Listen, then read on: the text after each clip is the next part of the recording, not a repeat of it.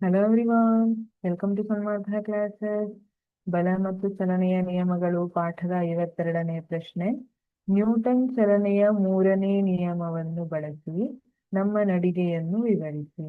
ನ್ಯೂಟನ್ನ ಚಲನೆಯ ಮೂರನೇ ನಿಯಮ ಏನ್ ಹೇಳುತ್ತೆ? ಪ್ರತಿಯೊಂದು ಕ್ರಿಯೆಗೆ ಸಮವಾದ ಹಾಗೂ ವಿರುದ್ಧವಾದ ಪ್ರತಿಕ್ರಿಯೆ ಇರುತ್ತೆ ಅಂತ ಹೇಳ್ತಾರೆ. ಹಾಗಿದ್ರೆ ನ್ಯೂಟನ್ನ ಚಲನೆಯ ಮೂರನೇ ನಿಯಮವನ್ನ ಬಳಸಿ ನಾವು ನಮ್ಮ ನಡಿಗೆಯನ್ನ ವಿವರಿಸಬೇಕು. ಇದರಲ್ಲಿ ಕ್ರಿಯೆ ಮತ್ತೆ ಪ್ರತಿಕ್ರಿಯೆ ಎಲ್ಲಿ ಬಂತು ನೋಡೋಣ.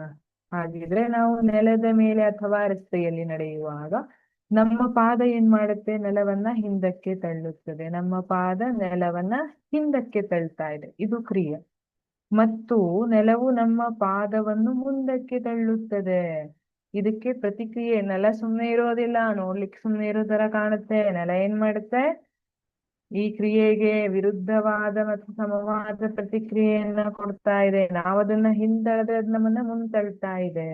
ಹೀಗಾಗಿ ನಮ್ಮ ಪಾದದ ಮೇಲೆ ನೆಲವು ಮುಂದಕ್ಕೆ ನಡೆಸುವ ಪ್ರತಿಕ್ರಿಯೆಯು ನಮ್ಮನ್ನು ಮುಂದಕ್ಕೆ ನಡೆಯುವಂತೆ ಮಾಡುತ್ತದೆ. ಈ ಕಾರಣದಿಂದ ನಾವು ಮುಂದೆ ಹೆಜ್ಜೆ ಇಟ್ಟುಕೊಂಡು ಹೋಗ್ಬೋದು. ನಾವು ನೆಲವನ್ನ ಒತ್ತುವಂಥದ್ದು ಕ್ರಿಯೆ ಆದ್ರೆ, ನೆಲ ನಮ್ಮನ್ನ ತಳ್ಳುವಂಥದ್ದು ಪ್ರತಿಕ್ರಿಯೆ ಆಗಿರ್ತದೆ. ಈ ರೀತಿಯಾಗಿ ನಮ್ಮ ನಡಿಗೆಯನ್ನ ನಾವು ನ್ಯೂಟನ್ನ ಮೂರನೇ ನಿಯಮದ ಆಧಾರದ ಮೇಲೆ ವಿವರಿಸಬಹುದು. Thank you.